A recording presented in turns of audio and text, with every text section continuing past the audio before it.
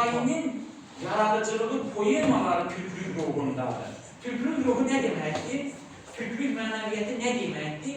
Türklük mənəviyyatı Özbekistanımızın bayrağındaki ağ renk gibi paçılık demektir. Paçılık demektir. Ucalık demektir. Kardeşlik demektir. Adalet demektir. Ancak son asırlarda bizim Türklüğümüzü Qarburlar, oradan Rusya, Çarlık Rusyası, bizim Türklüğümüzü dar anlamda, məhdud bir kutuya saldırıb, bir dar, büyük bir anlamdan küçük bir anlamda getirdiler. Küçük bilərekten bunu yaptılar. Ve güne kadar yani 100-150 bundan qabaq Türklükle fəxr edenler ki bizden daha o bir masal var, deyir ki mesela Katoliklerin başçısı kimdi? Romalıdır Katoliklerin başçısı kimdi? Papadır. Papadan daha kim Katolik olabilir?